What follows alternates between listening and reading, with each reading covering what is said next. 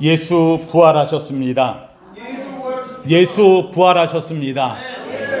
예수 부활은 바로 우리의 부활이요, 나의 부활이요, 여러분의 부활이며 이 땅에 하나님의 생명의 부활인 줄로 믿습니다. 부활의 아름다운 이 아침녘 주 앞에 와 예배하러 온 우리 성도님들에게 이 부활의 소식이 여러분의 심령에 부활의 첫 열매된 주님을 따라 부활의 신앙으로 또다시금 승리하기를 주의 이름으로 축원합니다. 제가 어릴 때 학생 때, 초등학교 때, 중학교 때, 고등학교 때 소풍을 자주 가요. 그때는 매년 소풍을 가는데 소풍 가서 보면 꼭 가는 데가 어디 가요? 능이에요. 예. 동구능, 헌인능, 삼능, 무슨 능, 하여간 맨 다 능으로 가요.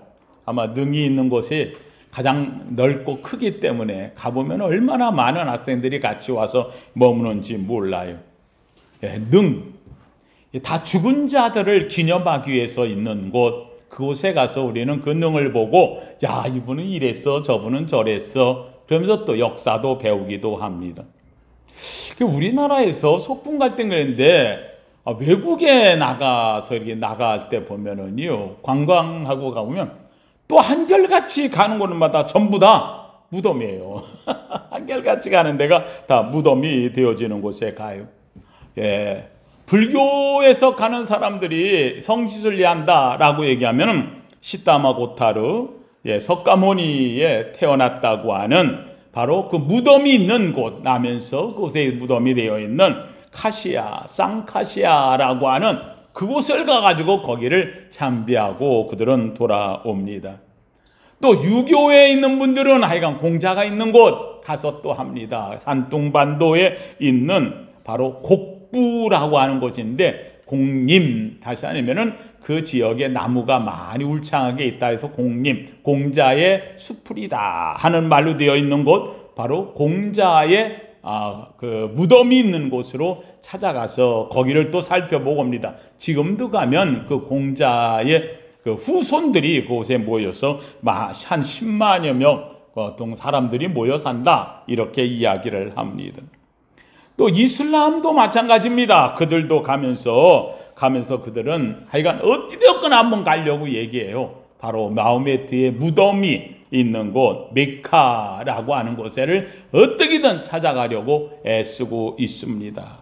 가면 다 무덤을 찾는 이런 일이 되어집니다. 그 종교인들만 무덤을 찾느냐? 아니에요. 관광을 가면 또 역시 무덤이나 죽은 자의 모습을 보고 또 가지고 뭐 참배도 한다 그러면서 갑니다. 베트남에 가면은요, 베트남 하노이 가면 꼭 찾는 곳이 있어요.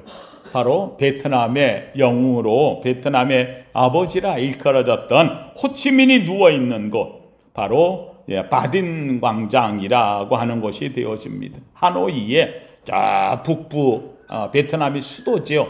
하노이에 가면은 거기에 바딘 광장에 호치민의 묘와 함께 그 안장되어 있는 곳이 있습니다. 가면은요, 항상 16도를 유지하면서 엄청난 사람들이 줄을 서서 들어가면서 그거 한번 이렇게 보려고 머물 수가 없어요. 보고 그냥 나와야 되는 거예요. 이렇게. 그러면 이제 참배한다 그러면서 이야기를 합니다.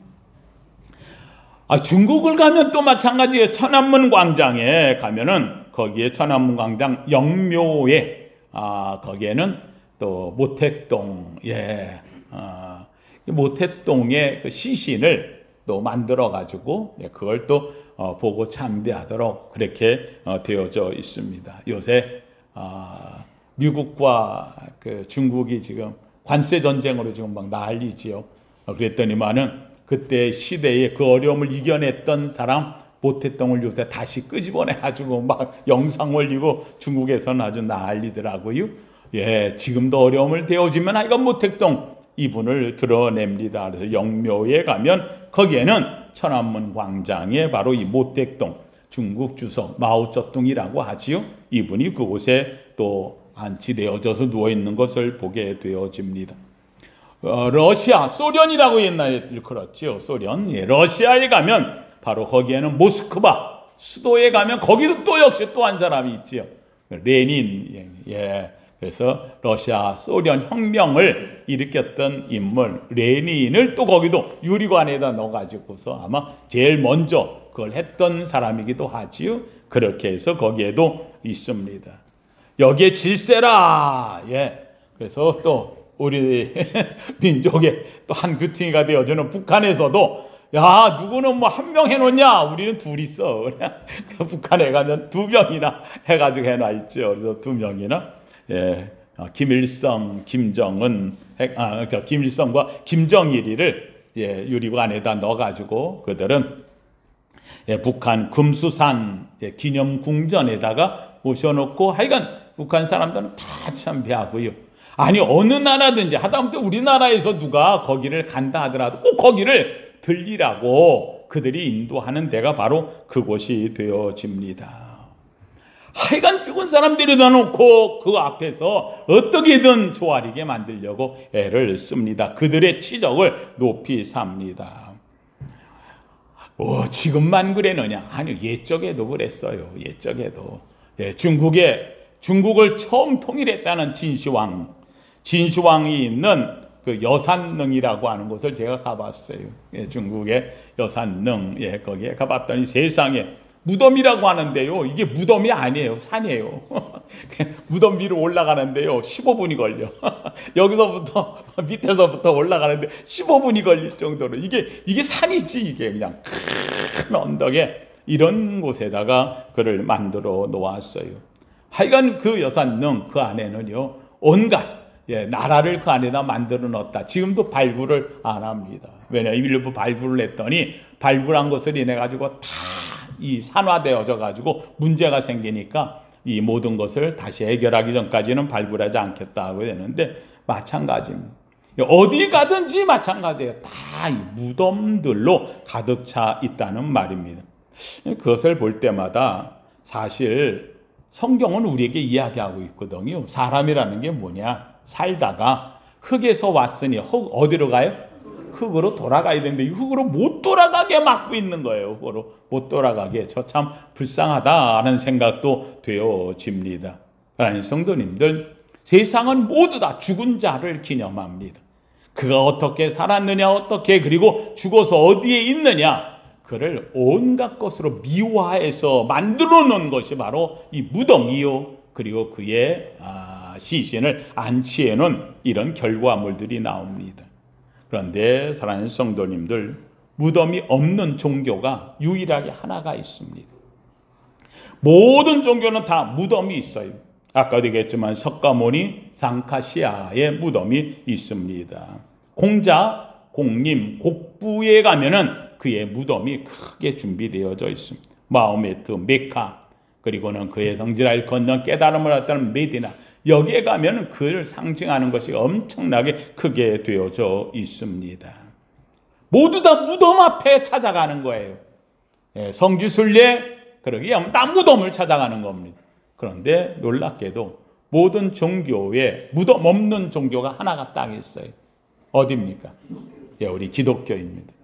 여러분이 믿는 종교는 무덤이 없는 종교입니다. 기독교의 자랑은 한번 따라합시다. 우리의 자랑은 빈 무덤입니다. 무덤이 비어진 겁니다. 무덤이 비었다는 말. 왜 무덤이 비었느냐? 바로 그곳에 계셨던 예수님, 죽으신 예수님이 사흘 만에 어떻게 됐다? 부활하셨다. 믿으시면 아멘. 그래서 우리 기독교를 일컬어서 살아있는 종교라고 이야기합니다. 그래서 우리는 하나님을 일컬을 때에 산자의 하나님이라고 얘기합니다. 놀랍게도 하나님께서 구약을 얘기할 적에도 하나님은 죽은 자의 하나님을 얘기 안 합니다. 아브라함의 하나님, 이삭의 하나님, 야곱의 하나님, 다윗의 하나님, 그리고 나의 하나님. 왜요? 아브라함도 죽었고 이삭도 죽었고 야곱도 죽었고 다윗도 죽었는데 그 믿음을 이어받은 누가 살아있어? 내가 살아있어. 그래서 우리 기독교는 일컬어서 살아있는 자의 하나님, 산 자의 하나님. 한마디로 하면은 하나님께서는 우리에게 너는 영생의 삶을 가질 존재라 하는 것을 가르쳐 주신다는 말입니다. 이것에 대한 결정적으로 보여주는 것이 바로 예수님의 부활입니다. 그래서 오늘 우리는 부활주의를 맞이하며 예수 부활하셨습니다. 이것이 우리의 고백이 될 줄로 믿습니다. 바로 기독교의 핵심은 부활에 있습니다. 만약에 예수님이 십자가에 죽으시고 우리 죄를 사했다 그러고 끝났다면 그럼 무덤으로 끝나는 거지요. 그런데 놀랍게도 예수님은 그 무덤은 구약의 모든 율법, 우리의 죄에 대한 문제를 해결해 놓고 이제부터는 새로운 창조, 새 생명, 하나님의 영생에 에덴으로 회복시키시는 놀라운 역사, 그래서 부활의 의의 옷을 우리에게 입히기 위하여 주님이 부활하신 줄로 믿습니다.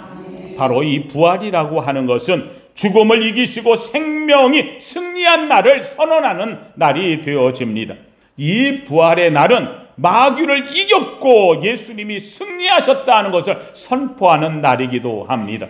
이 부활은 율법이 끝났고 이제는 복음이 활짝 열려졌다라는 것을 선언하는 날이기도 합니다. 이 부활은 우리 인생의 죽음의 문턱에서 절망이 끝나고 이제는 부활로 무덤이 열리며 소망이 펼쳐진 승리한 날이다 고백하는 줄로 믿습니다. 부활은 바로 그런 날입니다. 생명이 승리한 날, 주님이 승리한 날, 복음이 승리한 날, 소망이 승리한 날, 이것이 바로 부활을 이야기하는 겁니다. 사실 죄송합니다만 어제 제가 이렇게 유튜브 하나 보다가 재밌는 걸 봤어요. 골대녀? 골대녀라는 게 있대요. 여자들끼리 아마 축구를 하는데 골을 때리는 여자라는 말 뜻인가 봐요, 그게. 그러니까 그 있는데 우리나라하고 일본하고 대표가 하더라고요.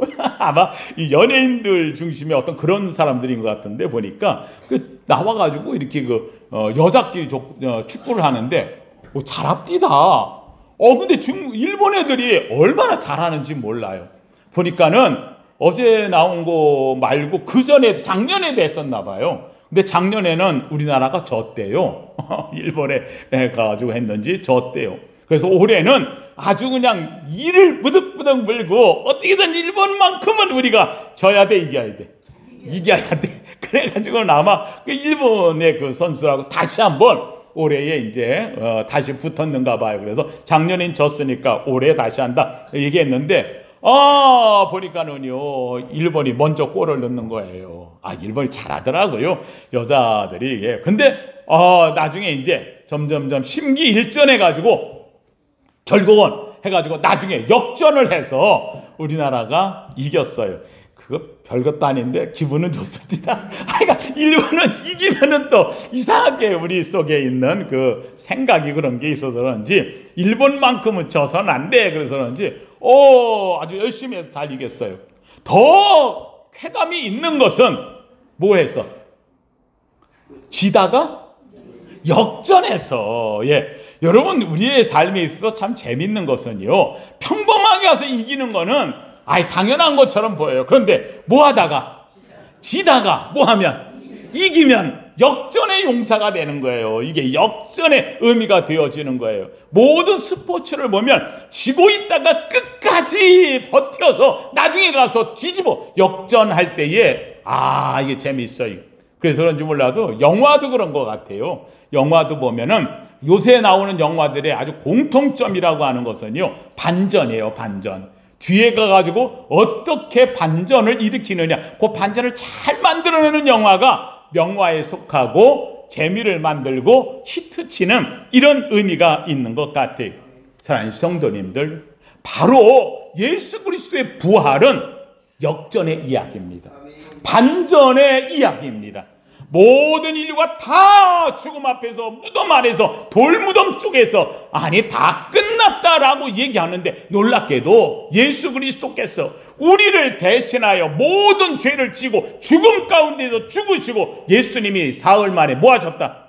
부활하셨다. 마귀도 생각지 못한 것. 마귀도 예수님을 십자가에 못 박으면 끝나는 줄 알았는데 놀랍게도 예수님은 그 십자가에서 죽으시고 마귀가 이제 이겼다라고 얘기했는데 사흘 만에 뭐 하셨어? 부활하셨어. 예. 인류의 반전을 만들어내는 거예요. 인류의 역사의 역전을 만들어내는 거예요. 죽음에 다시 한번 역전의 삶을 만들어내는 사건이 바로 우리 기독교의 부활 사건이라고 하는 것을 이야기하는 거예요. 역전하면은 제일 먼저 재밌게 생각나는 거 하나 있어요. 저 고등학교 때 이거 보고서는 지금까지도 그 사람을 뭔지죠. 권투 하면 나오는 누구예요? 홍수아. 내 그 상대편 이름도 안 잊어버려요. 얼마나 그 고등학교 때 그게 인상이 깊었는지. 카라스키야. 그래서 오죽했으면 그때 죄송합니다. 그냥 괜히 하는 말로 가라 새끼야.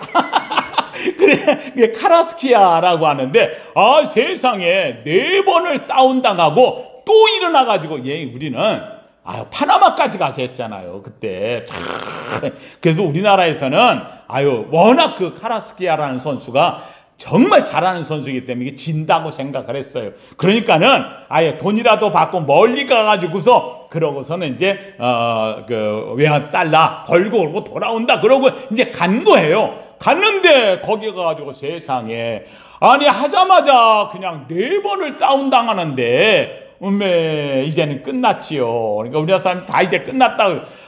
그런데 이게 5번째 일어나더니 죽기 살기로 달려드니까 4번이나 다운당하고 일어나니까는 카라스키아라는 선수가 겁을 먹어가지고 이건 넘어뜨려도 일어나고 넘어뜨리려고 몇 번이나 4번이나 그러니까 주춤하고 뒤로 빠지는 사이에 그냥 달려들어가지고 그냥 얼마나 쳐놨는지 이 심판이 말릴 틈도 없이 그냥 때려가지고 그래가지고는 KO를 만들었어요. 야 정말 엄청난 역사를 이 반전이 온 국민들한테 우리나라 권투 선수 하면 생각나는 거 누구밖에 없어. 홍수한테 우리 시대에는 그렇게 만들어요. 이게 반전이에요. 역전이에요. 다른 성도님들 예수님이 십자가에서 부활하시고 인류 역사의 최고의 반전이에요. 최고의 역전의 역사를 만들어내고 있다는 사실이에요. 사랑하는 성도님들 바로 그거예요. 하나님께서 우리에게 주시는 것은 바로 죽음도 두려워하지 말라는 거예요. 어떤 어려움 앞에서도 우리는 낙심하지 말라는 거예요. 한번 따라합시다. 사흘만 지나면 승리합니다. 믿으시면 아멘. 시편 37편 24절에 이렇게 말해요. 그는 넘어지나 아주 엎드러지지 아니함은 여호와께서 그의 손으로 붙드심이로다. KO되지 않아요. 죽음으로 끝나지 않아요. 완전히 끝장나지 않아요. 왜요? 주께서 손으로 뭐하니까?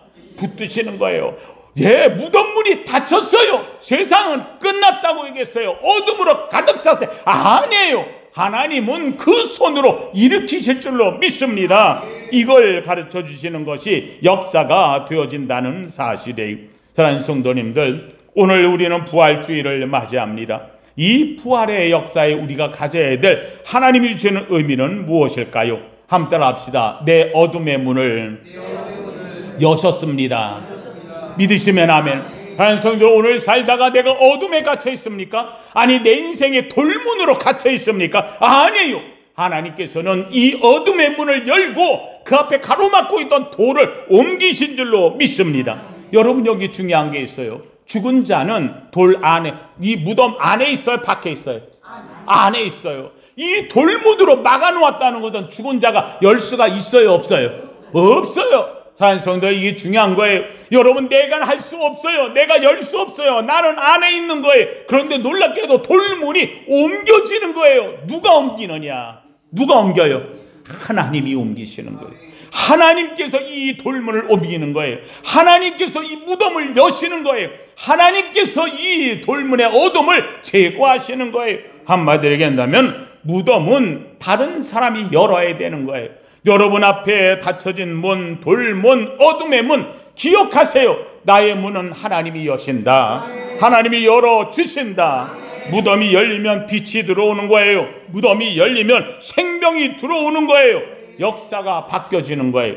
저는 우리 성도님들이 이 놀라운 돌문을 여신 하나님을 기억하기를 주의 이름으로 축원합니다. 어제까지 실패했습니까? 아니에요. 오늘은 성공의 문이 열리는 거예요. 어제까지 좌절했습니까? 아니에요. 오늘은 절망의 돌을 하나님이 옮기실 줄로 믿습니다. 예, 우리를 향해 외치십니다. 문을 여시고 우리는 안에서 지금 갇혀 있는 거예요. 어둠 속에 있는 거예요. 돌문에 갇혀 있는 거예요. 그런데 그 돌문을 여신 하나님께서 이 무덤 안에다가 죽은 자를 향해서, 그리고 그 어둠 속을 향해 하나님이 외치시는 거예요. 나사로야 나오라, 나사로야 나오라. 사랑하는 성도, 이 말씀이 무슨 말씀이에요? 오늘 향해 우리에게 갇혀있는 나를 향해서 영호야 나오라, 영호야 나오너라. 사랑하는 성도님의 여러분의 이름을 부르심을 알기를 주의 이름으로 축원합니다. 오늘 우리를 향해서 가로막고 있는 어떤 문제도, 좌절도, 절망도 주님께서는 문을 활짝 열어놓으시면서 나오라고 외치십니다. 사랑하는 성도들이 이 음성에 반응하기를 주의 이름으로 축원합니다. 음성 듣고 나아가는 겁니다.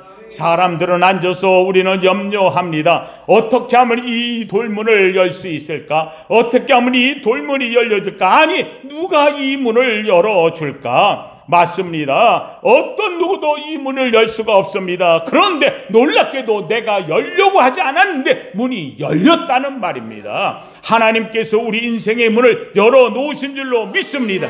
그래서 이 문은요, 인간은 못 여는 문이에요. 하나님과 우리 사이에 하나님 앞에 갈 수 있는 길이 없었어요.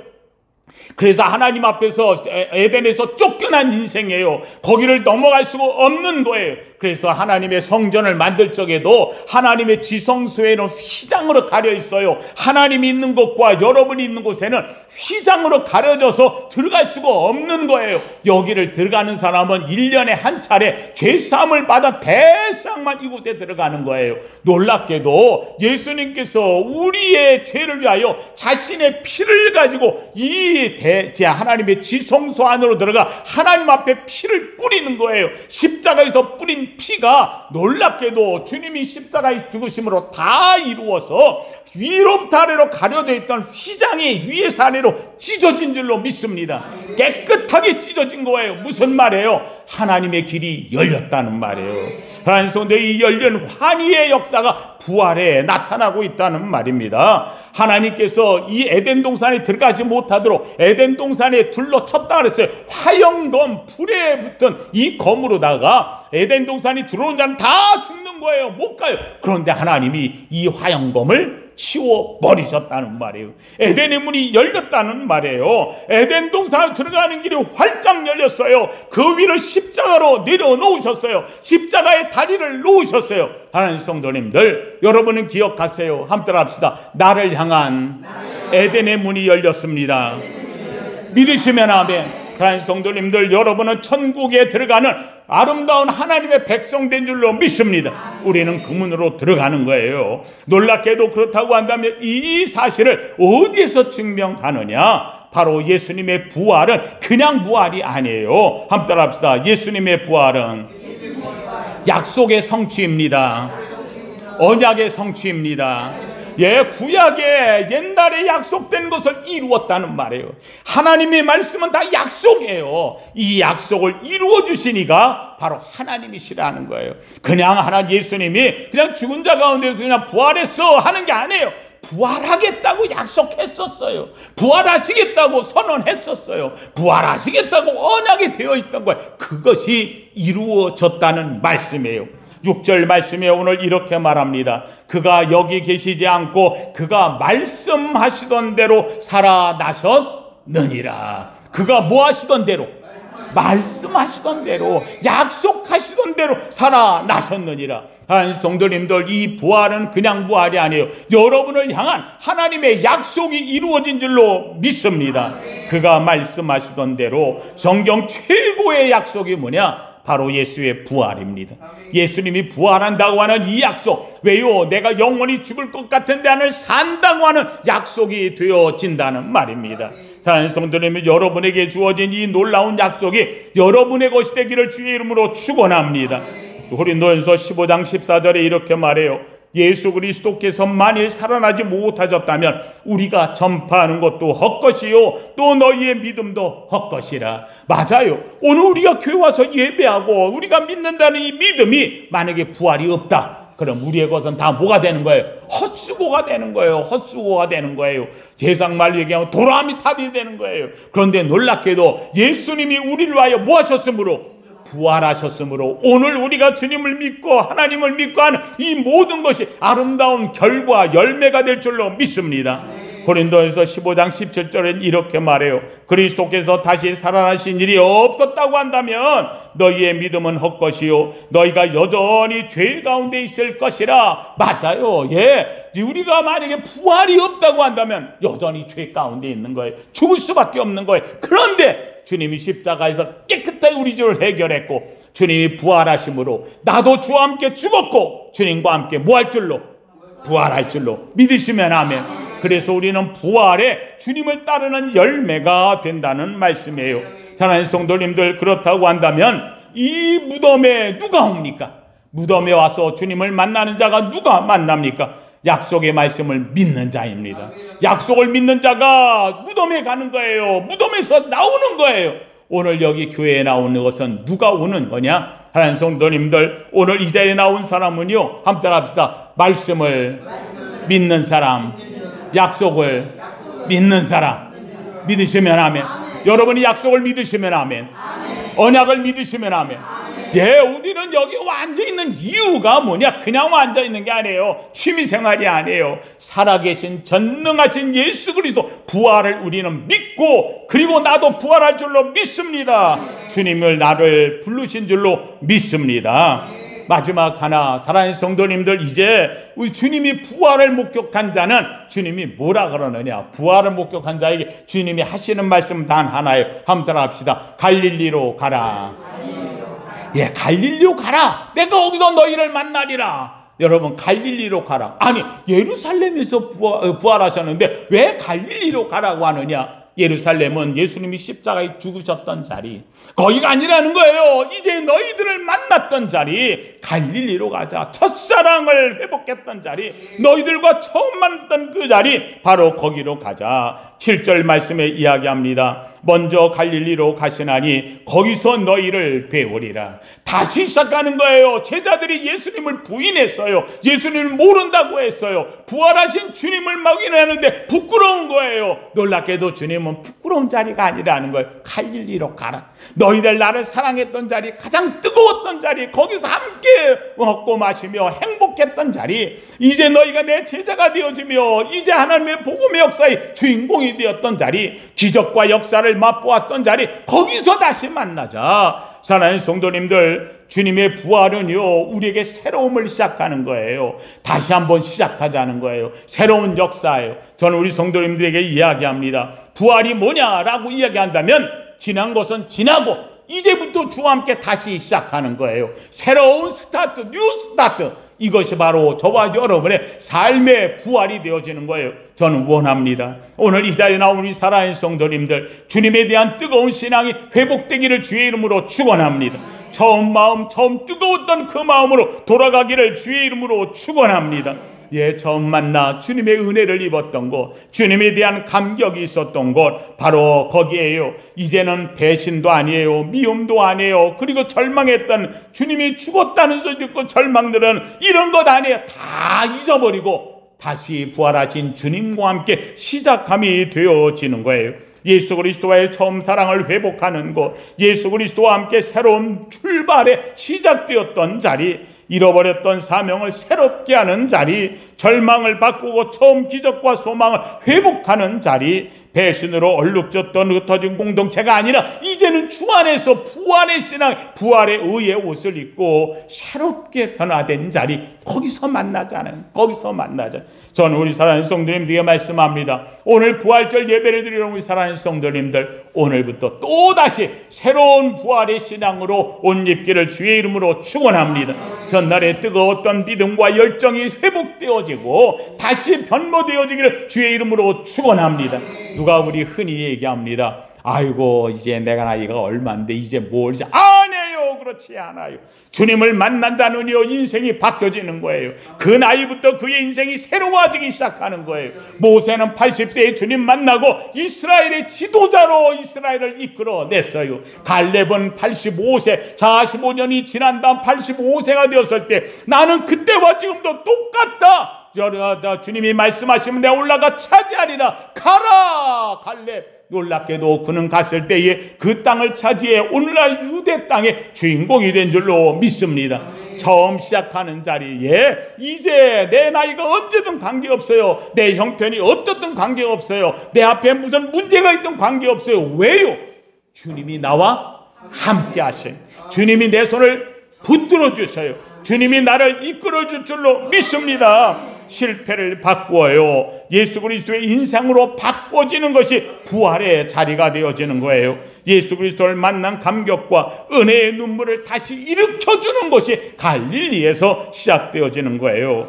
말씀을 마칩니다. 십자가에 달리시고 죽으신 예수 그리스도, 바로 나를 위해 죽으셨다고 한다면 돌무덤이 열리고 부활의 빛을 비추심도 바로 나를 위함인 줄로 믿습니다. 무덤이 나를 위하여 열렸다면 이제는 나를 위하여 또 새로운 인생의 길을 열어놓은 줄로 믿습니다. 오늘도 주 앞에 와 주님을 만나고 가는 우리 사랑하는 성도님들, 여러분 앞에 부활의 길이 열린 줄로 믿습니다. 다시 한번 부활의 신앙으로 승리하세요. 멋지게 나가세요. 하나님이 주신 문복을 누리며 사세요. 사탄 마귀 귀신의 세력과 싸워 이길 줄로 믿습니다. 주의 이름으로 여러분의 길이 열리라고 명령하며 나가기를 주의 이름으로 축원합니다. 어제의 절망, 실패가 이제는 오히려 우리의 밑거름이 되어집니다. 이 부활의 아침에 기쁨과 소망을 가득 안고 달려가서 정말로 여러분 앞에 펼쳐놓은 이 부활의 하나님의 놀라운 시온의 대로가 여러분 앞에서 주님과 함께 부활의 신앙으로 승리하기를 예수 이름으로 축원합니다. 축원합니다. 거룩하신 하나님 감사합니다. 하나님, 이 부활의 아침 아버지 하나님이여, 주님 이 땅에 오셔서 영원히 죽을 수밖에 없는 우리를 위하여 죽음의 무덤에 문을 여셨습니다. 돌을 옮기셨습니다. 하나님, 우리로 갈릴리로 가자고 말씀하십니다. 하나님이여, 주님 약속이 이루어졌음을 압니다. 하나님이여, 이제 부활의 소망을 가슴에 안고 나간 우리 사랑하는 성도들, 아버지, 세상이 우리를 향하여 무엇이라고 하던 사탄 마귀가 우리 앞에 어떤 돛을 놓던 하나님, 우리는 이기고 나가게 하시고 승리하게 하여 주시옵소서. 어떤 문제도 우리에게 디딤돌이 되게 하시고 아버지 하나님이여, 부활의 신앙으로 건너 뛰어가 하나님이여 에덴에 도착하는 놀라운 믿음의 성도 되게 하여 주시옵소서. 이 땅에 오셔서 나를 위하여 부활하신 주님을 찬양합니다. 주님을 높입니다. 부활의 예수님을 경배합니다. 하나님, 부활의 신앙으로 오늘도 나아가는 우리 모두 되게 하옵소서. 예수님 이름으로 기도하옵나이다. 아멘. 아멘.